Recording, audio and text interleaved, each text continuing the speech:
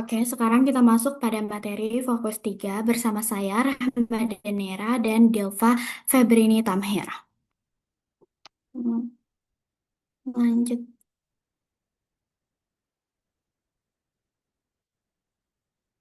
Lanjut. Nah, masuk pada materi 3.1 yaitu database.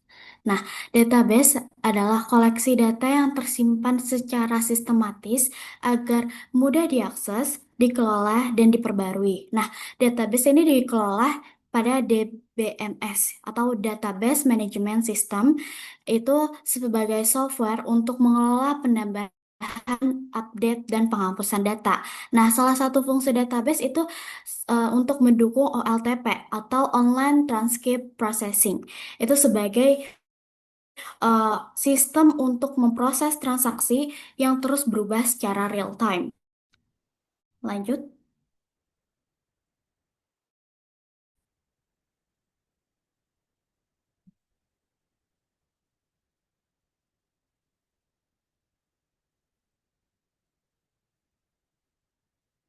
Oke, DBMS ini ada 5 poin yang utama, data filtering dan penyampaian.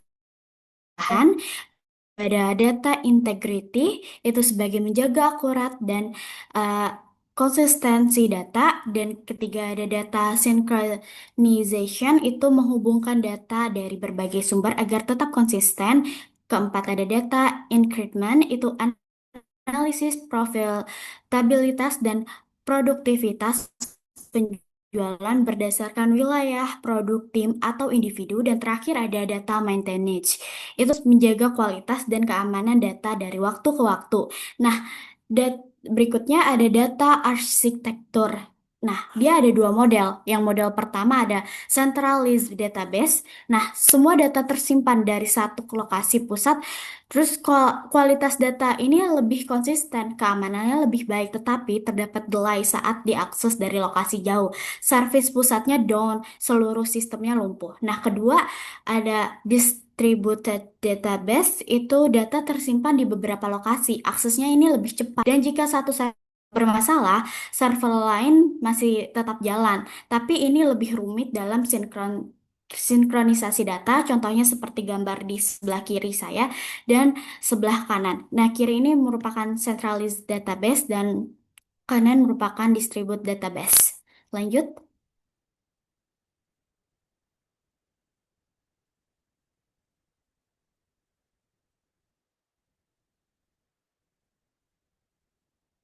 Nah, masuk ke Dirty Data. Apa sih itu Dirty Data? Dirty Data adalah data yang salah, tidak lengkap atau tidak konsisten yang disebabkan oleh human error, input manual, atau sistem tidak sinkron. Nah, dampaknya itu lost business atau peluang penjualannya hilang karena data pelanggan salah.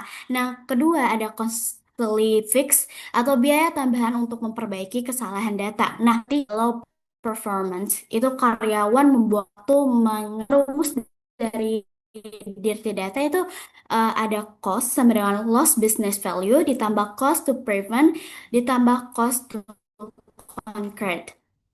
Nah, berikutnya ada data ownership and politics.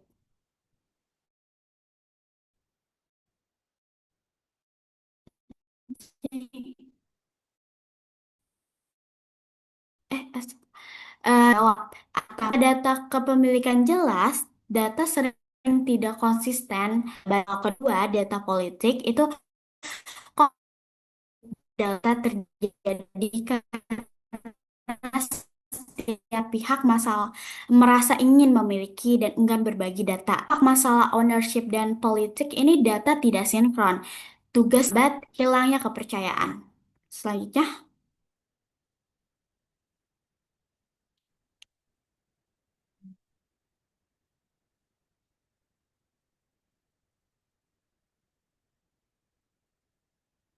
nah, berikutnya ada data life cycle. Nah, dia memiliki alurnya seperti sumber data, lalu penyimpanan, lalu analisis, hasil aplikasi bisnis. Nah, Dia memiliki prinsip penting yaitu pertama, nilai data harus menjadi informasi yang dapat ditindaklanjuti. Nah, berikutnya ada master data management atau MDM. Nah, apa sih membersihkan dan menyinkronkan data master dari berbagai sumber agar konsisten dan akurat. Nah, jenis data dalam organisasi ini yang pertama ada transaksional data, itu data dari aktivitas harian, itu seperti penjualan, pembayaran. Nah, kedua ada master data, itu data utama seperti pelanggan, produk, supplier, dan ketiga ada analitik data, itu sebagai data pengambilan keputusan yaitu laporan tren dan prediksi. Lanjut.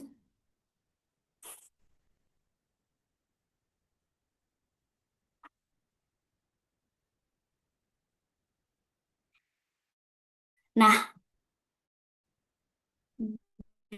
berikut ini kita masuk ke materi 3.2 yaitu data warehouse dan teknologi basis data khusus yang sudah diringkas untuk memudahkan analisis cepat. Nah, dari data warehouse ini jadi ada bagian jadi versi kecil yaitu data mart. Nah, data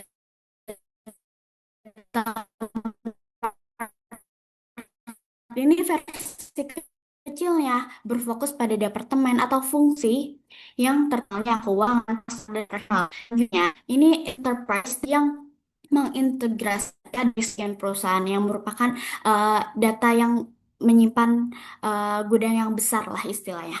Lanjut, jadi aktivitas data warehouse atau ADW mendukung analisis dan interaksi real time sehingga dapat mengurangi resiko kehilangan pelanggan. Nah, benefit data warehouse ini ada lima. Ada 5 poinnya yaitu marketing efektivitas program dan profitabilitas per pelanggan. Nah, kedua ada pricing and context. Itu menghitung biaya akurat untuk penetapan harga yang optimal dan kompetitif. Ketiga ada forecasting, itu dia mendukung estimasi permintaan pelanggan. Nah, keempat ada sales performance. Itu dia analisis profitabilitas dan produktivitas penjualan berdasarkan wilayah, produk, tim, atau individu. Dan terakhir ada finansial, itu dia mendukung manajemen keuangan dengan data real time. Lanjut.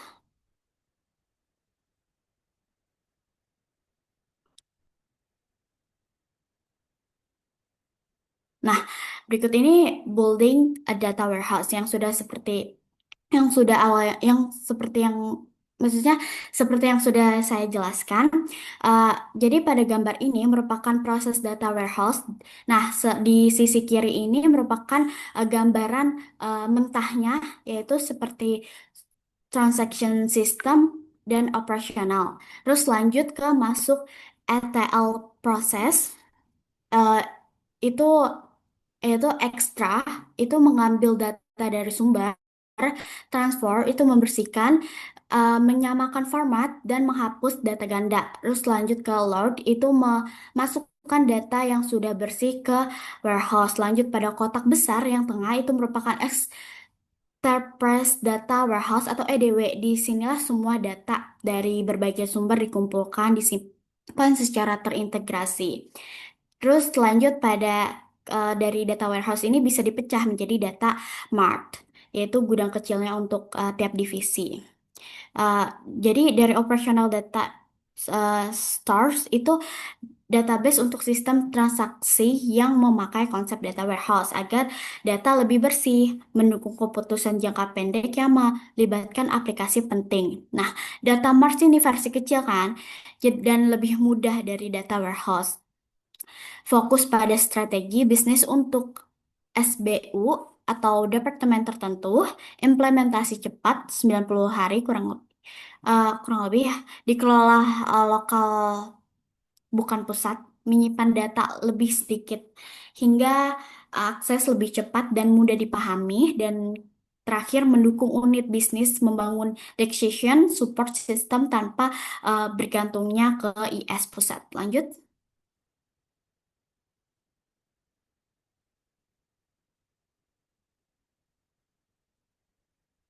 Selanjutnya ada data mining. Nah, data mining atau data discovery adalah proses pengumpulan data dari berbagai sumber dengan tujuan membantu bisnis memahami suatu informasi maupun menganalisis tren yang sedang hype. Data mining membantu pebisnis memahami dan mendeteksi outlier, kemudian menghubungkan titik data yang relevan. Informasi yang telah terkumpul kemudian dapat dikelola agar mudah ditafsirkan, sehingga membantu dalam membuat keputusan bisnis seperti penjualan dan pemasaran. Contoh implementasi data mining dalam dunia bank menggunakan data mining untuk menganalisis transaksi dan deteksi aktivitas penipuan. Lanjut. Nah, text mining adalah menambang data yang berupa teks di mana sumber data biasanya didapatkan dari dokumen dan tujuannya adalah mencari kata-kata yang dapat mewakili isi dari dokumen sehingga dapat dilakukan analisis keterhubungan antar dokumen. Tujuan text mining untuk menggali informasi yang dapat berguna dari beberapa dokumen. Selain itu, text mining dapat mendukung proses knowledge discovery pada beberapa dokumen yang besar.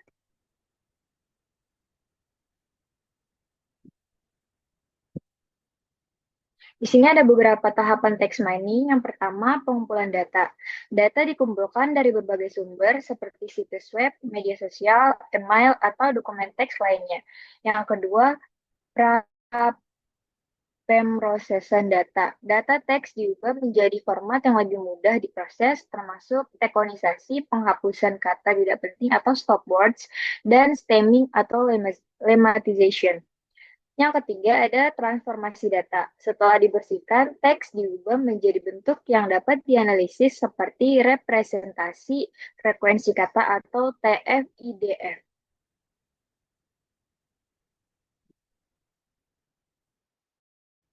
Yang keempat, ada penerapan algoritma. Algoritma ditetapkan sesuai tujuan text mining, misalnya untuk klasifikasi dokumen atau analisis sentimen publik.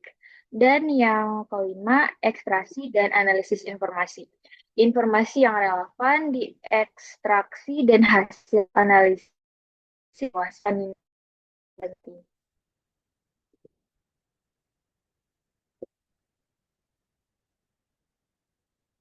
Nah,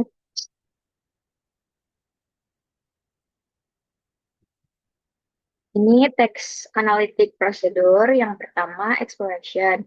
Tahap awal di mana dokumen-dokumen dieksplorasi untuk memahami struktur dan konten. Bisa berupa perhitungan kata sederhana dalam koleksi dokumen atau membuat area topik secara manual untuk kategorisasi dokumen. Contoh, mengidentifikasi jenis masalah utama dalam klaim garansi mobile atau masalah rem versus mesin. Terus yang kedua, pre-processing. Itu tahap pembersihan dan standarisasi data teks sebelum analisis otomatis. Bagian ini menjadi bagian yang paling memakan waktu. Hingga 80% dari total waktu analisis, prosesnya meliputi perbaikan ejaan, konferensi singkatan, standarisasi istilah, contoh transformasi by the way menjadi BTW menjadi by the way.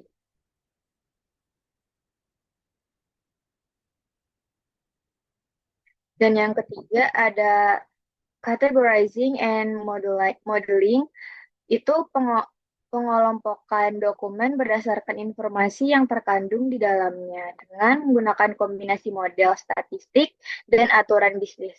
Proses training adalah dengan dokumen sampel dilakukan terlebih dahulu. Setelah model terlatih, dokumen baru dapat dikategorikan secara otomatis.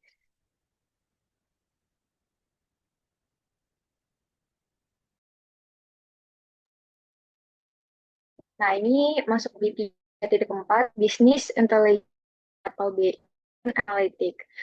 Pengertian BI itu merupakan seperangkat teknologi, alat, dan proses yang berfungsi mengubah data mentah dari berbagai sumber menjadi informasi yang bermakna. BI mengintegrasikan data internal maupun eksternal agar dapat membantu manajer dalam membuat keputusan yang tepat. Dengan BI, pertanyaan bisnis seperti tren penjualan, perilaku pelanggan, hingga kinerja agen penjualan dapat dijawab dengan cepat dan akurat.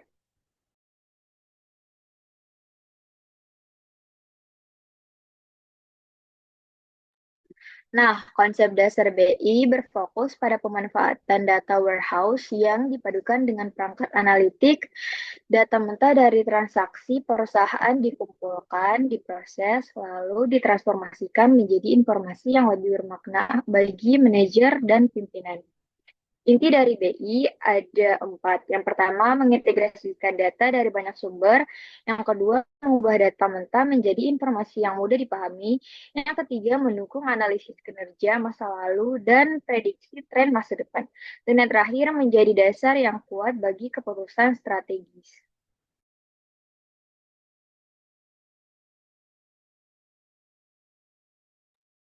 Contoh penerapan BI dapat dilihat pada kasus Office Depot pada tahun 2011. Perusahaan ini membangun data warehouse global berkapasitas 20 terabyte yang digunakan lebih dari 4.000 pegawai di Amerika Utara dan Eropa. Sistem tersebut memungkinkan analisis lintas divisi, mulai dari penjualan, pelayanan pelanggan, hingga operasional.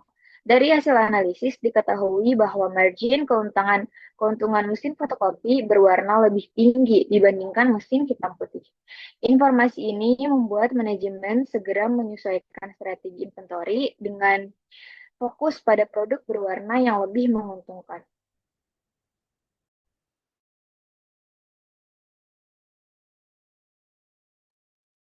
Perkembangan teknologi BI itu, arsitektur BI terus berkembang sejalan dengan meningkatnya fenomena big data. Data kini tidak hanya berupa angka penjualan, melainkan juga berasal dari sensor, media sosial, hingga perangkat mobile. Salah satu kemajuan besar adalah hadirnya BI berbasis cloud.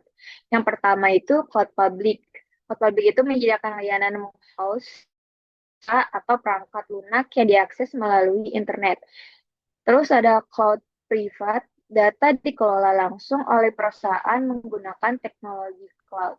Banyak vendor kini menyediakan SaaS atau Software as a Service seperti MicroStrategy Cloud yang memudahkan perusahaan mengimplementasikan BI dengan cepat, murah, dan risiko proyek yang lebih kecil.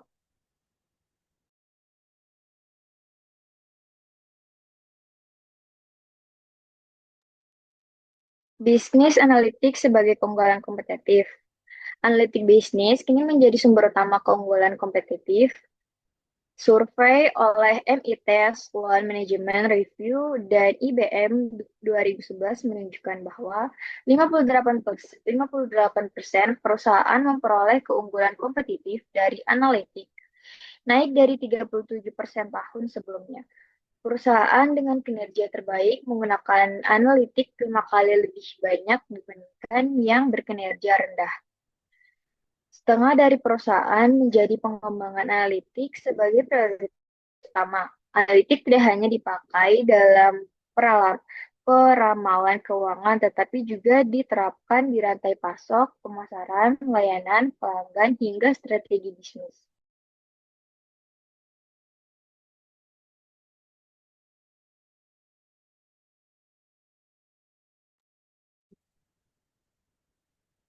Nah, 3.5 ini ada digital and physical document management. Apa sih digital and physical document management? Digital and Physical Document Management adalah kontrol otomatis dari dokumen yang dicitraan dan elektronik, gambar halaman, spreadsheet, pesan suara, dan email. Dokumen pengolahan kata dan dokumen lain melalui siklus hidup mereka dalam suatu organisasi, dari penciptaan awal hingga pengarsipan akhir atau kehancuran.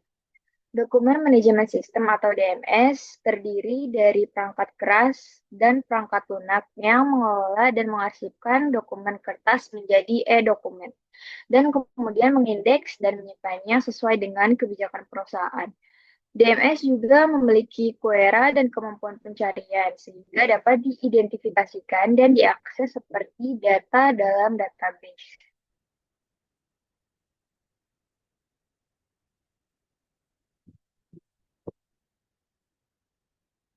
Manfaat DMS ada 5.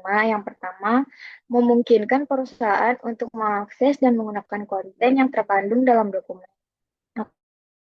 Biaya kerja dengan otomatisasi proses bisnis.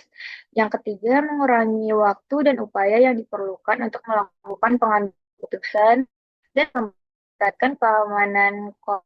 Dengan demikian, mengurangi pencurian kekayaan intelektual. Dan yang terakhir, meminimalkan biaya yang terkait dengan penetapan, penyimpanan, dan mencari konten.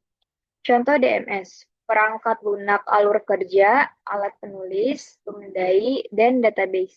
Bisnis juga menggunakan DMS untuk pemulihan bencana dan kontinuitas bisnis, keamanan, berbagi pengetahuan, dan akses jarak jauh dan terkontrol, terpencil, dan kolaborasi ke dokumen.